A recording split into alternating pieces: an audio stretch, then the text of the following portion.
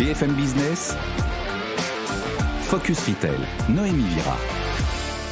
Bonjour à tous, ravi de vous retrouver sur BFM Business. Au programme cette semaine, comment les déstockeurs se différencient-ils aux yeux des consommateurs? Qu'est-ce que l'enseigne Stocomanie a de plus, de mieux que les autres? Damien Deforest, président directeur général de l'enseigne, nous répondra dans un instant. Ensuite, vous retrouverez l'actualité retail de la semaine avec notre journaliste Eva Jaco. Avant de passer au focus, cette semaine, on reçoit notre expert Jean-Marc Ménien, directeur général d'Altavia Shoppermine. On parlera quick commerce, secteur qui est à l'agonie. Et en deuxième partie de cette émission, vous découvrirez une start-up. Cette semaine, c'est Stocklear. On recevra son CEO, Simon Van Coppenol. Il s'agit d'une marketplace B2B dédiée au déstockage. Voici pour le programme. C'est parti, vous êtes sur BFM Business. Focus Retail, l'interview. Cette semaine, on va parler de déstockage. Pour cela, je suis accompagnée de notre expert, Jean-Marc Ménien. Bonjour. Bonjour. Vous êtes directeur général d'Altavia Shoppermine. Et notre invité cette semaine, c'est Damien Deforest. Bonjour. Bonjour. Vous êtes président directeur général de Stocomanie. Bienvenue sur notre plateau. Stocomanie, c'est une chaîne de magasins de déstockage de marque créée en 1961, reprise par le family office de Mouez, Alexandre Zouari, tout comme Maxi Bazar. Le 31 mai prochain, vous serez président à la tête de Stocomanie depuis un an. Vous étiez auparavant directeur général de CIA. Où voit-on votre patte? Quel changement avez-vous initié dès votre arrivée? Tout d'abord, effectivement, je suis arrivé, mais aussi avec ce nouvel actionnaire qui est la famille Zouari. La famille Zouari est avant tout réputée pour être des vrais retailers. Et toute stratégie de toute entreprise, on met absolument le client au centre de notre stratégie. Donc c'est peut-être ça le plus grand changement qu'on peut avoir, car Stocomanie, d'abord, c'est 140 magasins aujourd'hui en France. On va continuer à en ouvrir. On est plus de 3500 collaborateurs sur la France. Et effectivement, ce plus gros changement, c'est vraiment de remettre le client, la satisfaction client au centre de notre stratégie. Et l'exemple qui vient d'être ouvert, c'est le nouveau magasin avec un nouveau concept qui est à Plaisir, où il y a eu un parcours client totalement redéfini sur 13 univers pour vraiment qu'il y ait une facilité, un confort d'achat. On dirait un peu, on veut décomplexer le déstockage. On a toujours en France un peu cette image de déstockage dans un hangar mal éclairé, pas toujours très propre. Nous, on dit non. Ouais. Le client a le droit, nous devons, nous, en tant que déstockeurs, inviter nos hôtes de la meilleure façon possible. Donc du confort d'achat, un parcours d'achat plus fluide, des zones délimitées. Est-ce que tout cela, ça a un impact sur les ventes ? Alors, effectivement, donc c'est un concept, ça n'est pas du jour au lendemain. On ne sort pas une baguette magique et c'est comme ça.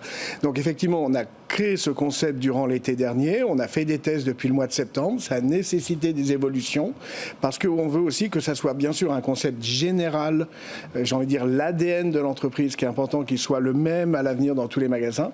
Mais, comme je vous ai dit, on veut absolument répondre aux spécificités locales. Les magasins ne sont pas dans les mêmes zones de chalandise. Donc, effectivement, nous avons dû faire des adaptations localement et effectivement les chiffres d'affaires depuis ce nouveau concept sont très très encourageants. Et puis ce qui est nouveau aussi, c'est que vous proposez un parcours d'achat plus connecté avec des QR codes. Voilà, on peut utiliser de manière plus récurrente notre téléphone pour avoir des informations sur les produits.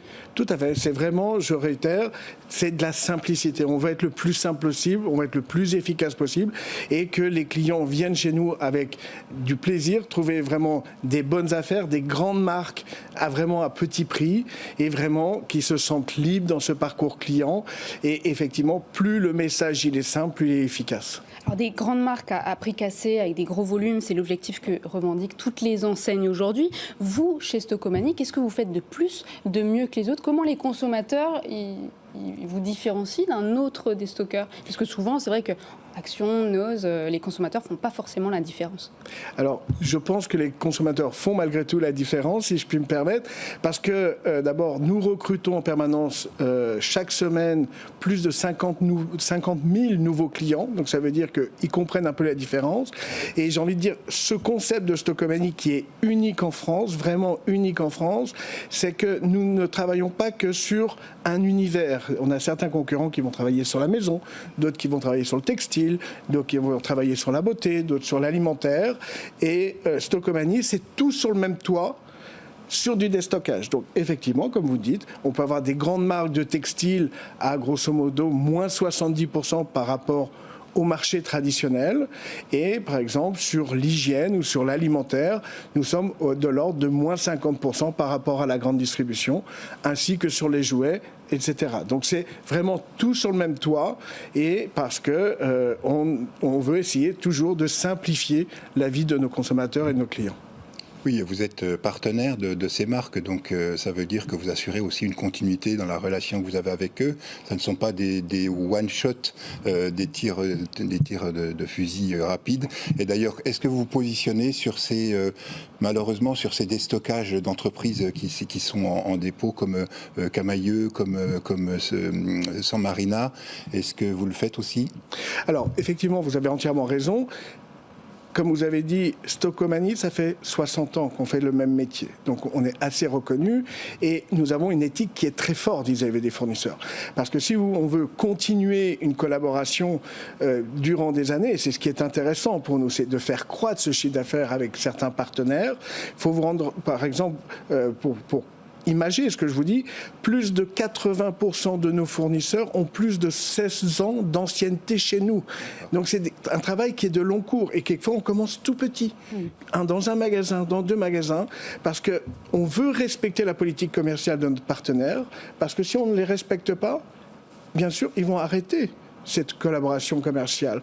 Donc absolument, on respecte la politique commerciale de ces marques, et ainsi on arrive à croître effectivement ce chiffre d'affaires avec ces marques. Mais pourquoi vous ne vous êtes pas positionné pour acheter le stock de Camaïeu? Alors, on s'est totalement positionné, et par rapport à quelqu'un d'autre dont je citerai pas son nom, on en a acheté plus qu'eux. Ok, eux, ils ont voulu faire de la publicité en disant ils ont acheté 2 millions de pièces, nous on en a acheté 3 400 000, et nous en plus on a acheté la nouvelle collection, c'est-à-dire que pour nos consommateurs, c'était des produits qui étaient encore en entrepôt chez Camaïeu, mais qui étaient du printemps-été 2023. On a acheté un produit qui est très propre, j'ai envie de dire, et qui est prêt à l'usage et qui est prêt à la commercialisation. Effectivement, ça a été une volonté de notre part de ne pas communiquer quand ça arrive dans des choses comme ça, mais c'est aussi un besoin quand une société est en difficulté comme Camaïeu, c'est qu'on leur apporte de l'argent au moins pour payer ses collaborateurs. Vous êtes certes anti-inflation, mais est-ce que acheter chez les déstockeurs, est-ce que ça ne pousse pas aussi à la surconsommation, selon vous? Alors moi je ne crois pas qu'on pousse à la surconsommation. D'abord, on le voit très bien. On achète des produits dont on n'aurait pas besoin sous prétexte qu'ils sont moins chers. Non, on achète les produits dont on a besoin. La seule chose... Je pense que si, malheureusement, surtout dans ces périodes conjoncturelles dans lesquelles on vit.